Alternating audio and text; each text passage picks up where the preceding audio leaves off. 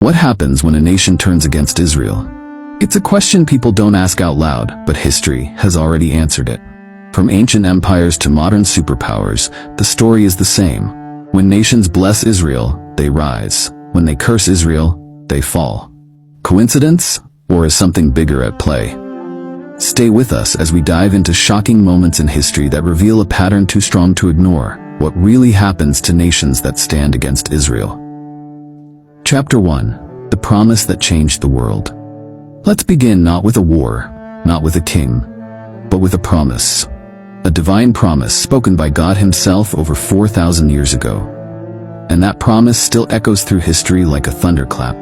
God said to a man named Abraham, "I will bless those who bless you, and I will curse those who curse you." Genesis 12:3. Think about that for a moment.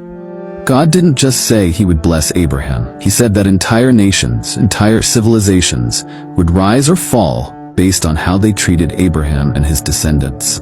This was not just a personal gift, it was a spiritual law. It was like planting a spiritual flag in human history. Honor my covenant people, and you'll rise.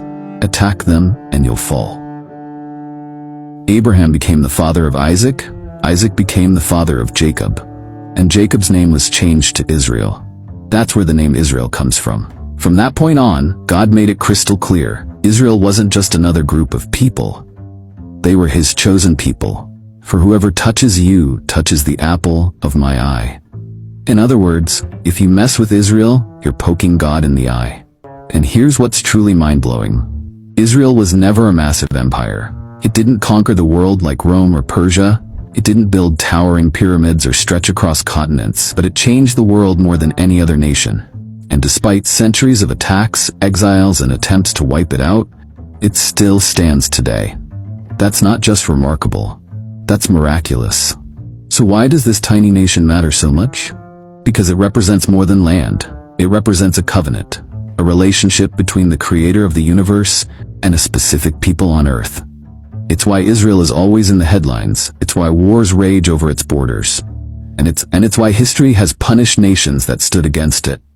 The promise to Abraham wasn't a one-time deal. It became a blueprint for how God deals with nations. From kings and emperors to presidents and prime ministers, God has kept His word again and again. I will bless those who bless you and curse those who curse you. This promise is like a thread running through the tapestry of history. And once you see it, you can't unsee it. Coming up next, let's go back to the first empire that dared to curse God's people, ancient Egypt. What happened to them will leave you speechless. Chapter 2. Egypt's Rise and Fall. Now let's travel back to one of the greatest civilizations in ancient history, Egypt. A land of pyramids, gold, and kings who thought they were gods. At one point, Egypt was the most advanced nation on earth. It had power, wealth, innovation, and influence. But behind the scenes, something else was unfolding, a spiritual test. And Egypt failed it. It didn't start with slavery, it started with kindness. During a famine, Egypt opened its doors to the Hebrew people, descendants of Abraham, because of Joseph, a Hebrew who became second in command to Pharaoh. Egypt prospered during that time. Their land was protected. Their economy soared. They were blessed, just as God promised. I will bless those who bless you. But then, everything changed. A new Pharaoh rose to power, one who did not know Joseph. And this Pharaoh feared the Hebrews. They were growing in number. They were strong. So he made a cruel decision. Enslave them, oppress them, break them. The Israelites were whipped, beaten, and forced into hard labor. Their baby boys were drowned in the Nile. Pharaoh turned Egypt from a land of blessing into a place of curse. That was Egypt's turning point. And then came the response from heaven. God raised up Moses, a man who would go face to face with Pharaoh, not as a politician, but as a messenger of the Almighty. "Let my people go," Moses declared. Pharaoh laughed. So God responded, not with one plague but with 10. Water turned to blood. Frogs overran cities. Darkness covered the land. Disease wiped out livestock. Boils covered skin. Hail, locusts, and finally, the death of every firstborn child in Egypt. And when Pharaoh still refused, God delivered one final blow. He parted the Red Sea, allowing the Israelites to escape. Pharaoh chased them with his mighty army, but the waters crashed back, drowning Egypt's elite soldiers and their king. The most powerful military on earth, gone in one night. Egypt was never the same again. Its greatness faded, its empire declined, its gods were forgotten, its power was crushed. Why?